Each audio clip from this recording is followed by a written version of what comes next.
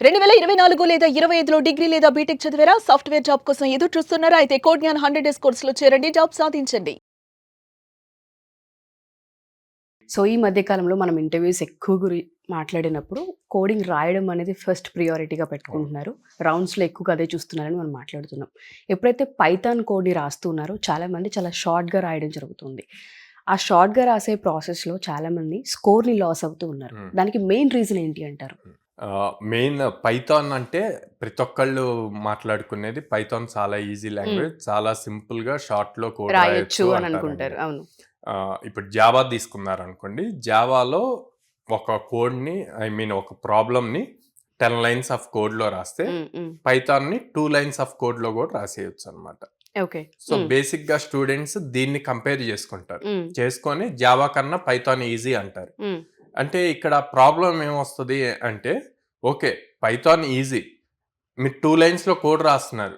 కానీ దాన్ని ఆప్టిమైజ్డ్ వే కింద కన్సిడర్ చేస్తాం. కంపెనీస్ అది చూడరు. కంపెనీస్ మీరు 2 లైన్స్‌లో రాశారు, లేకపోతే 10 లైన్స్‌లో రాశారు అన్నది చూడరు. బెస్ట్ సొల్యూషన్ ఏంటి అన్నది చూస్తారు. ఓకే, ఆ బెస్ట్ సొల్యూషన్ అన్నది ఎప్పుడు చూస్తారు అంటే, మీరు రాసిన ప్రోగ్రామ్ ఎగ్జిక్యూట్ చేసినప్పుడు ర్యామ్ ఎంత తీసుకుంటుంది, ఓకే, టైం ఎంత తీసుకుంటుంది రన్ అవ్వటానికి, ఈ రెండింటిని కన్సిడర్ చేస్తారు.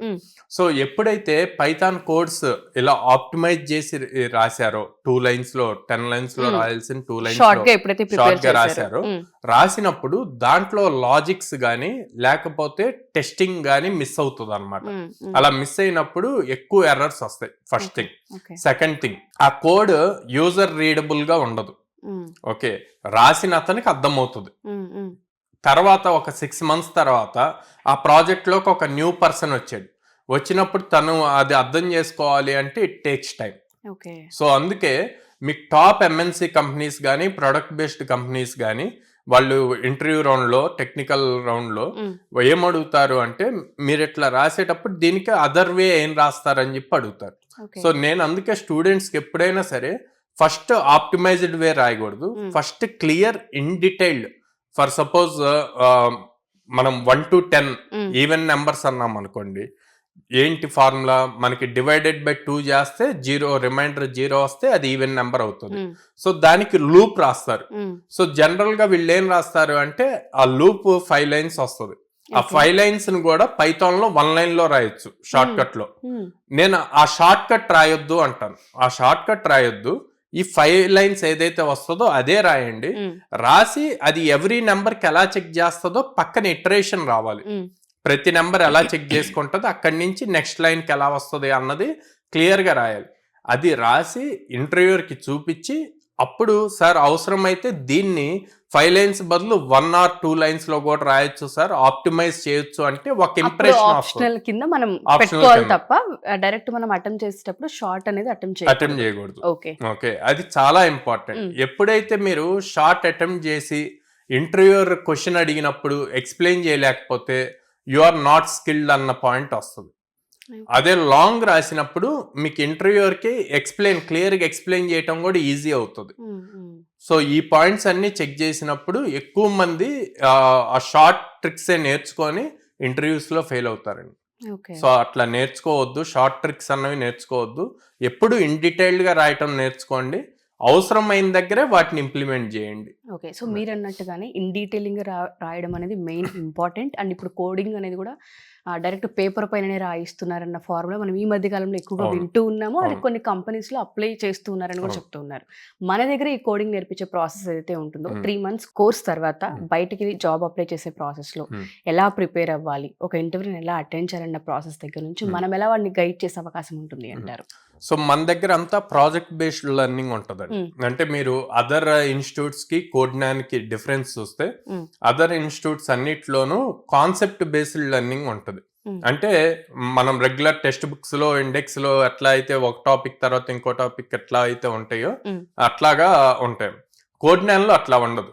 మనం ఇప్పుడు ఇదంతా కూడా ఒక 10 weeks కోర్స్ అనుకోండి. 10 weeks for suppose 10 weeks course అన్నప్పుడు ఎవ్రీ వీక్ ఒక ప్రాజెక్ట్ తీసుకుంటాము. ఆ ప్రాజెక్ట్ బిల్డ్ చేయడానికి ఏం కాన్సెప్ట్స్ కావాలో ఆ కాన్సెప్ట్స్ నేర్పిస్తూ ప్రాజెక్ట్ బిల్డ్ చేస్తాం. అప్పుడు స్టూడెంట్ కి కాన్సెప్ట్ నేర్చుకున్నట్టు ఉంటది, ఇటు నేను ప్రాజెక్ట్ చేస్తున్నాను, దాని ఇమ్మీడియట్ అవుట్పుట్ చూస్తాడు. మన బ్రెయిన్ కి ఎప్పుడు కూడా ఇమ్మీడియట్ రిజల్ట్ ఉంటే ఇంకా యాక్టివ్ గా వర్క్ చేస్తుంది అనమాట. సో అందుకని మొత్తం కూడా ప్రాజెక్ట్ బేస్డ్ లెర్నింగ్ ఉంటది. సో మనం 100 days అంటే every week or every 10 days depends on the course, technology choose చేసుకో. ఫర్ సపోజ్ జావా చూస్ చేసుకున్నారు అనుకోండి, జావా అయితే ఎవ్రీ వీక్ ఒక ప్రాజెక్ట్ ఉంటుంది. అదే పైథాన్ చూస్ చేసుకున్నారు అనుకోండి, ఎవ్రీ 10 days కి ఒక ప్రాజెక్ట్ ఉంటుంది. సో ఆ ఫస్ట్ డేనే ఇది ఈ 10 days లో ఈ ప్రాజెక్ట్ మనం బిల్డ్ చేస్తున్నాము, ఈ ప్రాజెక్ట్ కి ఈ టాపిక్స్ కావాలి, ఇవి ఎట్లా కవర్ అవుతాయి అన్న క్లారిటీ వస్తుంది. ఆ టాపిక్స్ కవర్ చేసుకుంటూ ఆ ప్రాజెక్ట్ కూడా ప్యారల్ గా బిల్డ్ చేస్తూ వస్తారు. సో 10 days అయ్యేసరికి ప్రాజెక్ట్ అంటే మన ప్రాక్టికల్ ఇంప్లిమెంటేషన్ ఇంపార్టెంట్. సో మనం ఈ 100 days అయ్యేసరికి 10 ప్రాజెక్ట్స్ చేస్తారు అండ్ ఓవరాల్ ఒక మెయిన్ ప్రాజెక్ట్ చేస్తారు. గ్రిప్ వచ్చే అవకాశం, కంప్లీట్ గ్రిప్ ఉంటుంది. సో ప్రాక్టికల్ ఎక్స్పోజర్ ఉంటుంది కాబట్టి ఇంటర్వ్యూస్ కూడా ఈజీగా ఆన్సర్ చేయగలుగుతారు. ఎస్. సో ఈ 2026 ఎవరైతే పాస్ అవుట్ అయ్యి బయటకు వచ్చి ఒక రైట్ ఇన్స్టిట్యూట్ వెతుకుతూ ఉంటుంటారో, సో మన ఇన్స్టిట్యూట్ డీటెయిల్స్ కావాలనుకుంటే ఈ విధంగా అప్రోచ్ అవ్వచ్చు అంటారని మన బ్రాంచెస్ ఎక్కడెక్కడ ఉన్నాయి సార్? 2026 ఇప్పుడు ఫైనల్ సెమ్ లో ఉన్నారండి. సో వీళ్ళు ఎవరు చూస్తున్న ఇన్స్టిట్యూట్స్ కి వెళ్ళి అప్ స్కిల్ అవ్వాలి, ప్లేస్మెంట్ ఆపర్చునిటీస్ కావాలి అంటే వాళ్ళకి ఉన్న సౌత్ ఇండియాలో ఏకైక ఆప్షన్ కోడ్నాన్. ఓకే, చాలా కాన్ఫిడెంట్ గా ట్రస్ట్ బిలీవ్ చేయొచ్చు. ఎందుకు అంటే మనం అప్ స్కిల్ చేస్తాం, అట్ ద సేమ్ టైం ఒక స్టూడెంట్ కి మినిమం 100 ఆపర్చునిటీస్ ఇస్తాం. ఓకే, స్కిల్ నేర్పించి ఆపర్చునిటీస్ ఇచ్చినప్పుడు క్రాక్ చేయటం ఇంకా స్టూడెంట్ చేతుల్లో బేస్డ్ ఉంటుంది.